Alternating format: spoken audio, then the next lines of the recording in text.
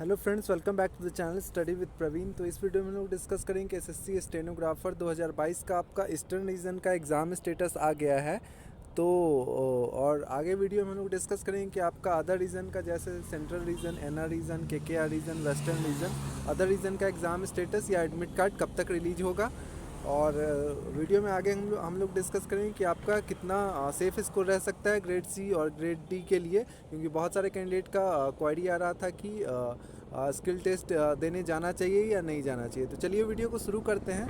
अगर आप चैनल पे नए हैं तो प्लीज़ चैनल को सब्सक्राइब कर लीजिएगा और वीडियो अच्छा लगेगा तो आप लाइक कर सकते हैं।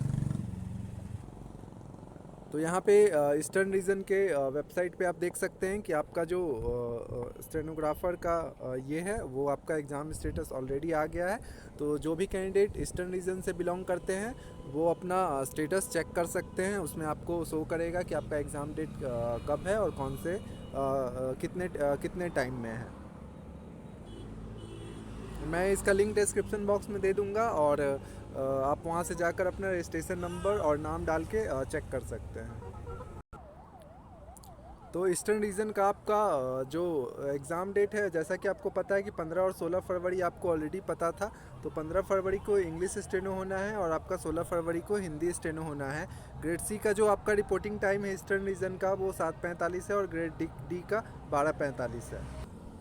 आगे अगर हम लोग देखें कि आपका सेंट्रल रीजन, एनआर रीजन और अदर रीजन का भी नई शेड्यूल जारी किया गया है। तो देखिए आपका केकेआर रीजन और एमपीआर और वेस्टर्न रीजन का तो आपका 1-2 दिन में आने का चांसेस है, बट आपका सेंट्रल रीजन और एनआर रीजन का हमेशा एग्ज़ाम स्टेटस में या एडमिट कार्ड आने में थोड़ा डिले होता है। तो आपको 3-4 दिन और वेट करना चाहिए। लगभग 4 से 5 फरवरी तक आपका एग्ज़ाम स्टेटस जारी हो जाएगा सेंट्रल रीजन और एनआर रीजन का।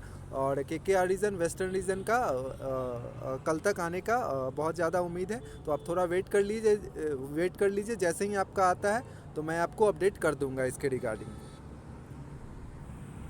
आगे अगर हम लोग बात करें कि आपका सेफ स्कोर कितना रह सकता है, तो मैं आपको grade C and grade D का मैं आपको बताता हूं कि आपका कितना सेफ स्कोर रह सकता है। तो जैसा कि आपको पता है कि ग्रेड सी के लिए इस बार जो यूआर का कट ऑफ गया है वो आपका 130.75 गया है। बाकी आप देख सकते हैं। और आपका जो total number of candidate available हैं वो 13,100 कैंडिडेट अवेलेबल है। सिमिलरली आपका जो ग्रेड डी का कट ऑफ जो गया है वो आपका 108 गया है। और आपका जो कैंडिडेट है वो लगभग 47,246 कैंडिडेट अवेलेबल हैं। तो बहुत सारे candidate, mostly 90% candidate grade C वाले ग्रेड डी में भी कॉमन होंगे। ठीक है, तो लगभग आपका जो यूनिक कैंडिडेट होंगे वो लगभग आपका 35,000 के आसपास होना चाहिए। इसमें से भी आपका जो अटेंडेंस प्रीवियस ईयर में रहा है तो वो आपका अटेंडेंस लगभग 60-65% अटेंडेंस रहा है। और जैसा कि आपको पता है कि इस बार टोटल नंबर ऑफ़ वैकेंसी लगभग 4,000 के अप्रॉक्स है। तो इस बार प्रीवियस ईयर के कंपैरिजन में स्किल टेस्ट के बाद आपका उतना मार्क्स बढ़ने का उम्मीद नहीं है जितना प्रीवियस ईयर में बढ़ा है, क्योंकि प्रीवियस ईयर में आपका टोटल नंबर ऑफ़ वैकेंसी बहुत ज़्यादा कम था। तो चलिए अब डायरेक्टली कट ऑफ को देखते हैं।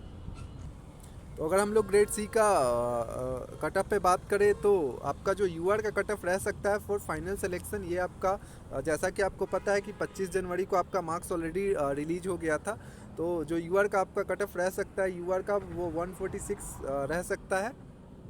और दूसरा बात, बहुत सारे कैंडिडेट का क्वेरी था कि आपका स्किल टेस्ट कितने मार्क्स में देने जाएं। तो देखिए इस बार टोटल नंबर वैकेंसी बहुत ज़्यादा है। ठीक है, तो आपका जो मैं कट ऑफ बता रहा हूं उससे आपका 10 नंबर भी नीचे है तो आपका चांस बनता है।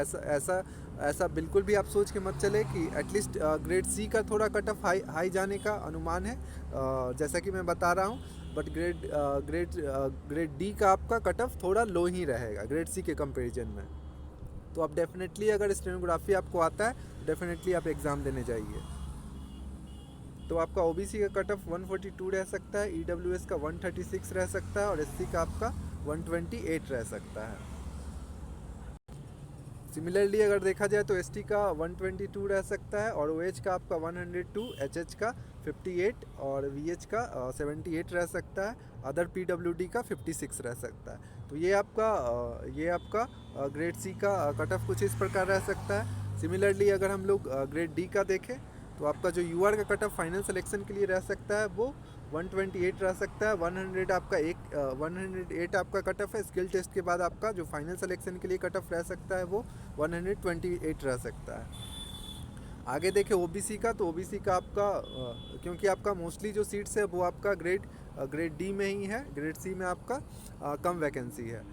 ओबीसी का आपका 122 रह सकता है, ईडब्ल्यूएस का 118 रह सकता है, एससी का आपका 107 रह सकता है और एसटी का आपका 98 रह सकता है और ओएच का 68 रह सकता है। तो ग्रेड डी का आपका कुछ इस प्रकार कट ऑफ रह सकता है। इसमें आप एरर +- 2 का लेकर चल सकते हैं, बट आपका इससे 5 से 7 मार्क्स भी कम है। तो मेरा आपसे यही रिक्वेस्ट होगा कि आप स्किल टेस्ट अटेम्प्ट करिए और अच्छे से अटेम्प्ट करिए। बेस्ट ऑफ लक आपको स्किल टेस्ट के लिए, और आप अपना 100% दीजिए, क्योंकि आपका फाइनल सिलेक्शन उसके बाद आपके हाथ में नहीं रहेगा। बट पहले आप कोशिश करिए, क्योंकि आपको फाइनल सिलेक्शन के लिए आपको स्किल टेस्ट डेफिनेटली पास करना है, ठीक है। तो पहले आप स्किल टेस्ट पे फोकस करिए, उसके बाद आपका सिलेक्शन होता है या नहीं होता है वो आपके हाथ में नहीं है। तो आप अच्छे से प्रिपेयर करिए। और पिछले वीडियो में मैं आपको डिटेल बताया था कि मतलब इस बार आपको क्यों आपका सबसे ज़्यादा अच्छा चांस है, क्योंकि आगे इन फ्यूचर आपको इतना वैकेंसी बहुत मुश्किल है कि आपको इतना वैकेंसी एक बार में स्टेनो में एसएससी में देखने को मिलेगा, ठीक है। तो आपके पास बहुत अच्छा अपॉर्चुनिटी है। तो चलिए वीडियो को यहीं तक रखते हैं। अगर आपको कोई क्वेरी है तो आप कमेंट बॉक्स में पूछ सकते हैं। Thank you so much for watching this video. Have a nice day.